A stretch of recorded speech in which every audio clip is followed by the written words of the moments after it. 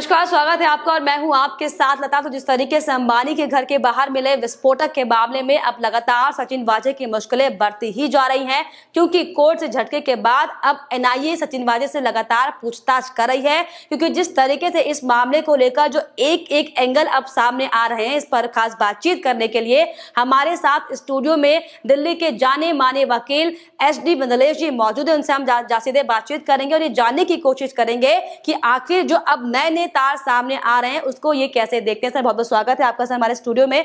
तो सर, सबसे पहले हम ये जानने की कोशिश करेंगे, जो अंबानी के बाहर जो विस्फोटक पदार्थ मिला था, इसको लेकर लगातार लंबे समय से कई कड़ियां उलझती हुई दिखाई पड़ रही थी, लेकिन अब जो तस्वीर साफ होती हुई दिखाई पड़ रही है, सचिन वाजे ने जो स्टेटस व्हाट्सएप लगाया था, साफ तौर पर उन्होंने ये कहा था कि अब दुनिया से अलविदा कहने का वक्त आ गया है। इसको आप सर कैसे देख रहे हैं? Sachin Vaze is a name which is becoming very popular. जैसे आपके कोई भी एक कंट्रोवर्शियल फिगर होती है, उसी तरह से वाजे भी एक कंट्रोवर्शियल फिगर है। उसका मकसद हमेशा ये होता है कि ही is a very very selfish type of person. He wants promotion promotion promotion and recognition and in the media also. तो सचिन वाजे जो था, इसके ऊपर 2004 के अंदर भी मर्डर केस का के ऊपर इल्जाम था, और वो आज ये कहता है कि साहब मुझे झूठा इल्जाम जिस प्रकार 2004 में लगाया गया था और मुझे मेरे कुलीग द्वारा फंसाया गया था, उसी तरह आज भी मुझ पर यह झूठा इल्जाम लगाया गया है और मुझे फंसाया जा रहा है झूठा। उस समय तो मेरे पास 17 साल थे, नौकरी थी, मैं झेल गया, पर ना आज मेरे पास नौकरी है ना मेरे पास कुछ है, मैं झेल नहीं पाऊंगा, इसलिए मुझे इस दुनिया को अलविदा कहना पड़ेगा। This was the WhatsApp of mister Sachin वाजे। कहते एक न एक दिन ऊंट पहाड़ के नीचे आता ही आता है। Sachin Vaze is a very renowned name in Maharashtra police for his anti terrorist activities कह लीजिए आप, या जो टेररिस्ट को पकड़ने के लिए he is a specialized person. और मुझे तो बड़ी हैरानी हो रही है जब उसने हमारे अर्नब गोस्वामी को सुबह सुबह 6 बजे जाके घर से किस तरह से उठाया था। Was Arnab also a terrorist? Why he took up that particular assignment to pick up Mr. Arnab Goswami from his residence at 6 a.m. in the morning? The main purpose behind was to get coverage in the media, because he's very very close to the Maha-Aghadi, जो आपकी सरकार है महाराष्ट्र की। He is very very close to Paramveer Singh. He is very very close to Uddhav Thackeray. Nonetheless, he is a favorite of the Congress, especially Sonia and हमारे जो राहुल गांधी जी हैं। तो if I say that he was misusing his power, his official capacity, at the cost of poor persons who were being falsely implicated, and he was trying to prove the charges against those innocent persons. Now the things have reversed. Now he says that he is a very innocent person. The time was when he tried to prove an innocent person as a culprit, as a criminal, by means of the illegal force, third degree methods. Janab, what was his role?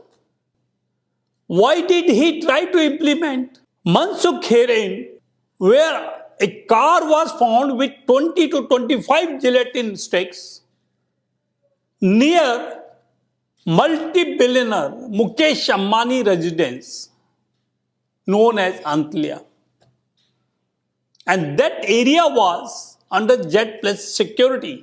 तो सचिन वाजे जो है, और इन्हें यह पूरी उम्मीद थी, जो कांड इन्होंने करवाया था, एक multi billionaire who is one of the biggest number 1 businessman of the country, उसके साथ इसके रिलेशंस क्या थे? Why he wanted to create a terror in the mind of Mukesh Ambani? Why he was directly or indirectly connected with that particular car, जो कि उसके अंबानी के घर के सामने खड़ी पाई गई है 25 फरवरी को, is a very big question mark. अगर देश का कोई एक नंबर 1 बिजनेसमैन है, उसकी जान को अगर मान लो खतरा हो, that means it is a threat to the economy of the country. इसके पीछे ऐसी ताकतें का होने से इनकार नहीं किया जा सकता, जो हमारी देश की इकोनॉमिक डेवलपमेंट को देख करके बहुत ज्यादा विचलित हो गई हैं, और वो नहीं चाहती कि अंबानी जैसे बड़े बड़े जो बिजनेसमैन है इस देश के अंदर आए और ऐसे ऐसे प्रोजेक्ट लेके आए, जैसे 5G उसने बोला था मैं लाऊंगा इंडिजीनियस, जिसके आने के ऊपर China was really in fix. वो कह रहा था कि मैंने इस 5G को इस तरह से बनाया है कि I will be the most profitable from this. और अगर हिंदुस्तान अपना 5G लेके आ जाता है, जो जो उसका पर्पस था चाइना का, जो उसका मकसद था, जो उसकी आगे का प्रोजेक्ट था, वो सारा फेल हो गया। तो there must be some angle कि चाइना वांटेड कि इस तरह से एक हालात पैदा कर दिए जाए कि मुकेश अंबानी की जान को खतरा हो जाए, और वो जो नए नए प्रोजेक्ट देश में लाना चाहता है वो ना ला पाए, और देश जो तरक्की करना चाहता है उस तरक्की देश की रुक जाए। इट इज इक्वली पॉसिबल, और हो सकता है Sachin Vaze was a tool in the hand of the China. We cannot rule out this things.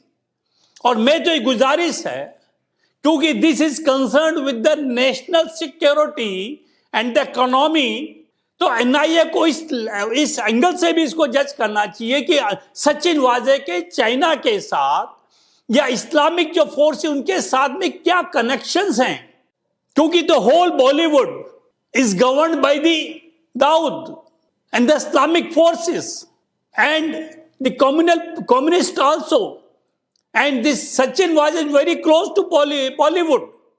तो मेरा इस बात से कहने का कोई वो नहीं है परे कि सचिन वाजे का इन दोनों फोर्सेस से कोई डायरेक्टली इनडायरेक्टली लिंक होगा, और उसने मनसुख हिरेन को एक टूल बना करके आगे लेके आए।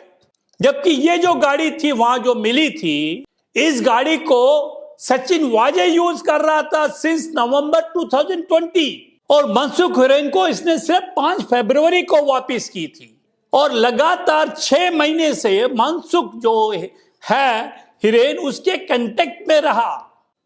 इसका मतलब इसका डायरेक्ट कनेक्शन है उस गाड़ी को वहां पार करने का, और उसके अंदर जो जिलेटिन स्टिक पाई गई है वो सारा का सारा इसकी नॉलेज में था, और मनसुख हिरेन की नॉलेज में भी था।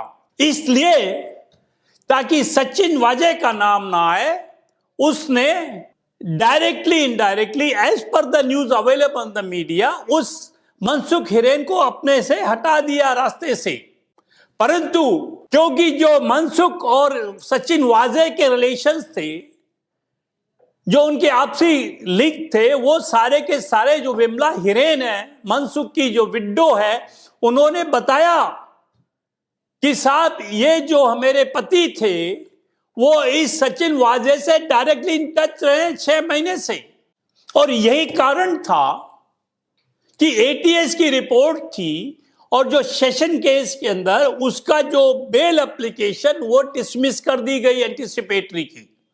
तो मेरा कहने का मतलब ये है, जो सचिन वाजे है, he prima facie a culprit, is accused in this case and has got the shelter of big guns like your commissioner of police from Maharashtra police and chief minister also। और इसकी जो इन्वेस्टिगेशन है, it should not be interested to anti terrorist squad, जिसे हम ATS team कहते हैं, of the Maharashtra government, क्योंकि जिसकी भी इंक्वायरी एटीएस ने की है वो इंक्वायरी कभी भी एंड तक नहीं पहुंची। इसकी इंक्वायरी एनआईए द्वारा ही होनी चाहिए and he should be properly grilled, और उसके लिए इसका अरेस्ट होना जरूरी है, इसकी रिमांड लेनी जरूरी है, क्योंकि ही is a very very shrewd, experienced and A professionals. तो इसको ये अच्छी तरह से पता है किस तरह से अपने आप को बचाना है और कौन सी स्टेटमेंट देनी है, कौन सी स्टेटमेंट नहीं देनी है, कहां एडमिट करना और कहां एडमिट नहीं करना। बल्कि मुझे इस बात में बड़ी शर्मिंदगी महसूस हो रही है, एक पुलिस ऑफिसर जो असिस्टेंट इंस्पेक्टर है आपके महाराष्ट्र पुलिस के अंदर, एक मर्डर केस में इन्वॉल्व हो जाता है, why he is not suspended the same day? जब फर्नांडिस ने सेशन के अंदर अपने जो जैसे असेंबली है वहां एक क्वेश्चन रेज किया एज अपोजिशन लीडर, तो साहब जो ठाकरे साहब हैं उद्धव जी, सिर्फ उसकी ट्रांसफर क्राइम से उठा करके एक सेल है वहां पर, सिटीजन जो फैसिलिटेशन सेंटर है वहां की ट्रांसफर कर दी जाएगी। Y mister Sachin Vaze is so favourite to the Uddhav Thackeray or to Paramveer Singh, the commissioner of the police, why he was not suspended immediately and why he was not arrested? जबकि कानून ये कहता है जब भी गवर्नमेंट एम्प्लॉय कोई होता है, किसी क्राइम में फंस जाता है, उसके खिलाफ कोई नॉन बेलेबल ऑफेंस हो जाता है, तो he is immediately suspended once the information is given to the department and he should be arrested also. इस केस में ना तो उसकी अरेस्ट हुई है अभी तक और ना उसकी जो है अभी तक सस्पेंशन हुई है, जबकि सुप्रीम कोर्ट के ये क्लियर इंडिकेशंस हैं the inquiry should be impartial. जब एक्यूज को आप उस सीट पर बिठा के रख रहे हैं, still holding the charge, how we can expect that the inquiry will be unbiased, it will impartial. तो जो सेकेंड गुजारिश मेरी है, he should be immediately suspended and rather he should be arrested like other accused। एक government मुलाजिम जिसको कि क्या था, इज ए टेररिस्ट स्पेशलिस्ट, ऐसी हरकत करता है तो उसके ऊपर जो पनिशमेंट होता है दैट शुड बी एग्जाम्पलरी, क्योंकि such things can never be expected from a government, that too a police officer. तो ऐसे केस में अगर महाराष्ट्र गवर्नमेंट इस व्यक्ति के साथ कोई नरमी करती है या बड़ा लिबरली चलती है, उसको अकोमोडेट करती है, तो मैं कहूंगा इसके अंदर उद्धव ठाकरे की सरकार का भी हाथ है। हिंदुत्व के नाम के ममता दीदी के साथ मिलकर के बीजेपी खिलाफ लड़ रही है, तो ऐसी सरकार का, ऐसी पार्टी का कोई धर्म, कोई ईमान नहीं होता, वो पावर के लिए कुछ भी कर सकती है। और जैसा मैंने कहा है कि सचिन वाजे may be A tool in the hand of the China और दिस कट्टर जो इस्लामिक फोर्सेस है उनके हाथ का टूल हो सकता है, और हो सकता है कि जो उद्धव ठाकरे हैं वो भी इसमें इन्वॉल्व हो। हमारे होम मिनिस्टर से दोबारा फिर गुजारिश है कि इस मामले में उसकी अरेस्ट इमीडिएटली होनी चाहिए and he should be taken on police remand. तभी इस केस के अंदर एक इम्पार्शियल इंक्वायरी एक्सपेक्ट हो सकती है, otherwise he can play any other game which will derail the inquiry and investigation and it will never reach the ultimate object।